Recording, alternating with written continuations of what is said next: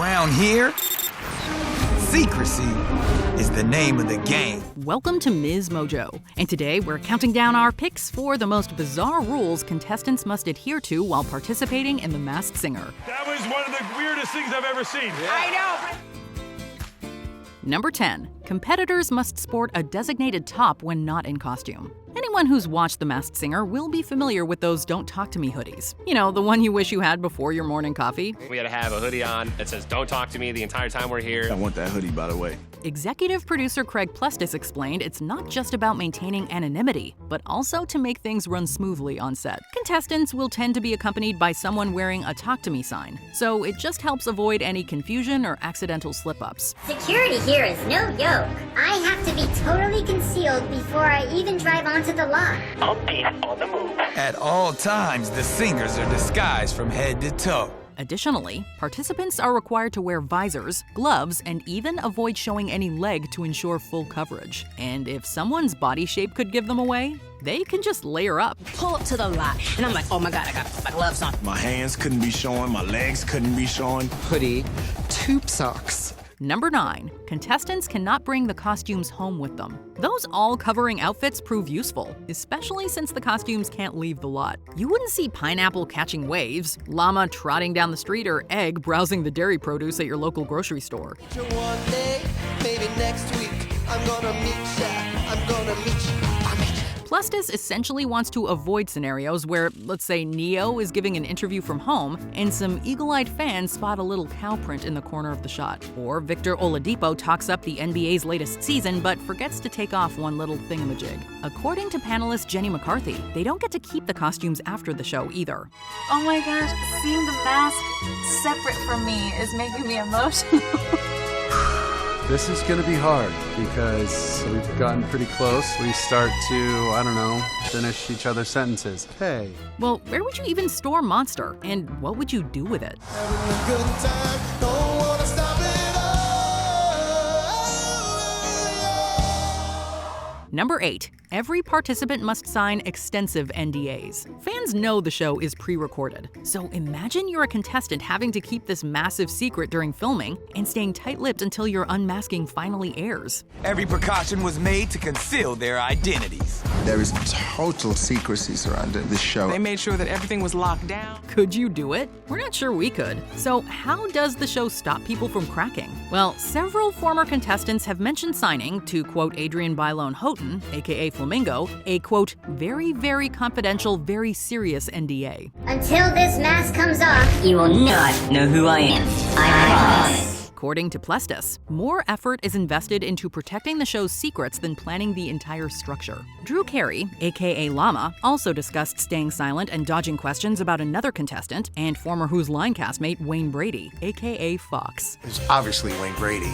I recognized his voice right away. I'm not allowed to talk about the show with anybody. I signed this big NDA, so I'm not getting sued because I got in touch with Wayne Brady and told him good job. Number 7. Contestant fraternizing is forbidden. Picture it. A llama, a banana, a T-Rex, and a night angel walk into a dressing room. Sounds like the setup to a great joke, right? However, it's not something you will be seeing backstage on The Masked Singer. You think that maybe we might know who each other are?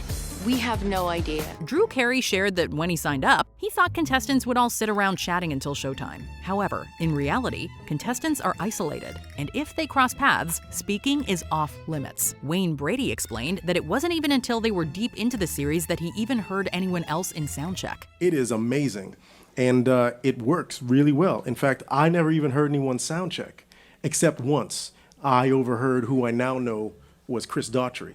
Contestants discover their fellow competitors' identities alongside the audience, proving the old adage, celebs are just like us. I still don't know who anybody is, and it's been killing me because I probably would fangirl over everybody. Number 6. No pre-recorded vocals here. There's been a lot of speculation over whether or not the contestants sing live. It's hard singing behind a mask, trust me. Plestis insists they do, but backing vocals are sometimes added later.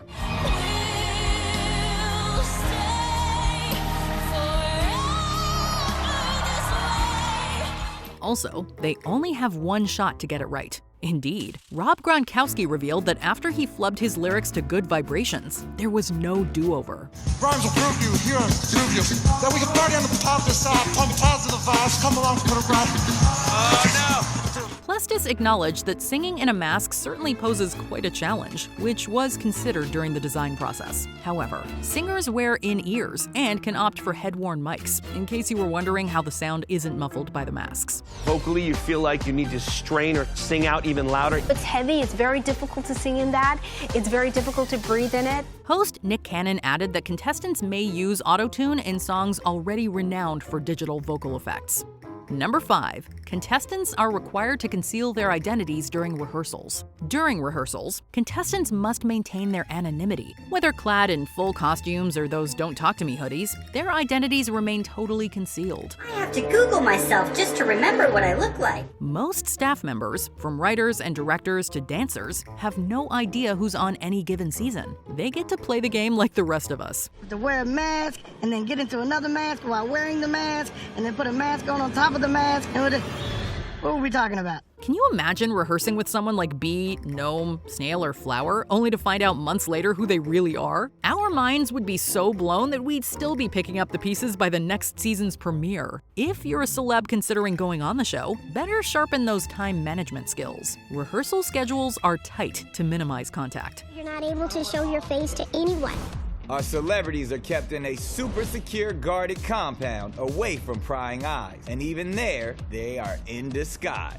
Number 4. Competitors can't roll up in their own wheels to the set. Like a stealthy operation straight out of a spy or heist movie, producers have a sneaky way of getting celebrities to set without attracting attention. I have to be totally concealed before I even drive onto the lot. Upbeat on the move. Contestants can't drive themselves. Instead, they meet their assigned driver at random places. For example, Joey Fatone, aka Rabbit, had to meet his driver at a 7-Eleven, while Drew Carey's pickup point was a shopping center parking lot. You leave your hotel, the valet says there's a car here for Jingle Bells, so already you look like a stripper. You pull up to the lot, and I'm like, oh my God, I got my gloves on. Sometimes they'd even pull the old double bluff by switching cars and sending pesky paparazzi off their trail. Celebs are never picked up from home, and drivers often don't know who's in their back seat. This covert operation turns the journey into a high-stakes adventure worthy of its own suspenseful plotline. I remember President Obama coming on the Letterman show. We make Obama look like an amateur when it comes to security.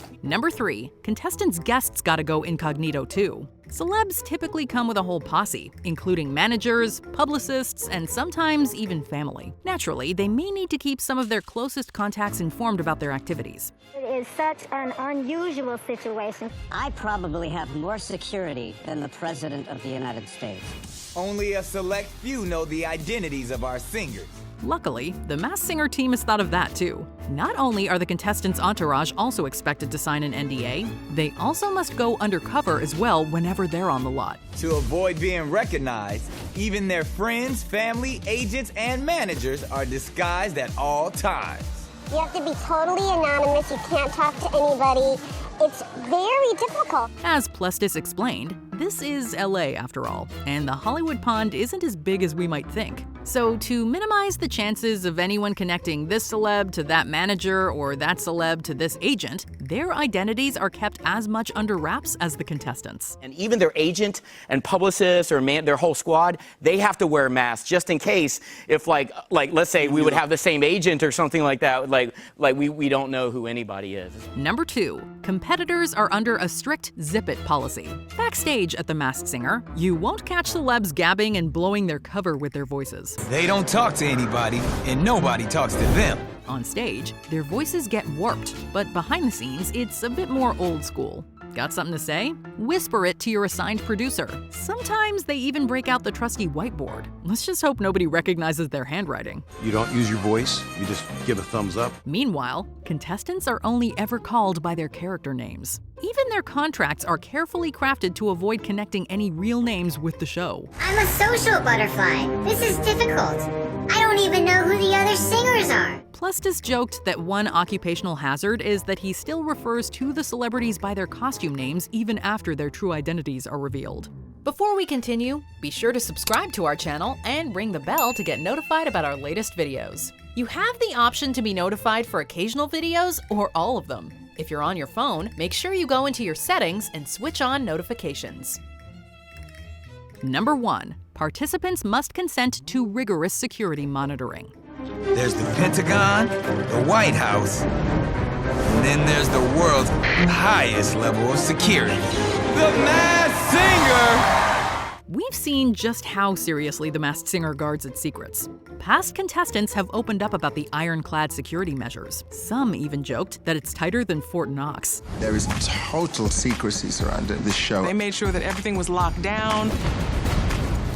I think it's the best security I've ever experienced in my life. More secure than Fort Knox. Meanwhile, Plustis humorously likened it to, quote, being in lockdown at a government facility. Bailone Houghton also divulged that her first meetings with producers went down in a, quote, secret warehouse, and from there on out, she was only called Flamingo. However, before anyone signs anything, they get the full rundown of the security rules they're expected to follow. Just imagine like CIA, FBI, Area 51, and then multiply that by 100. It is like Fort Knox around here. It was kind of like being a weird secret agent inside of a furry suit. Every little detail is planned meticulously, maybe even rivaling some intelligence agencies. Who knows? Maybe one day they'll start taking a page from the Masked Singer's playbook. Their identities are the biggest secret in television history. You better believe we're gonna keep it that way. Which rule do you think is wilder than a broccoli singing old-time rock and roll? Unmask your thoughts in the comments. Do you agree with our picks? Check out this other recent clip from MsMojo. And be sure to subscribe and ring the bell to be notified about our latest videos.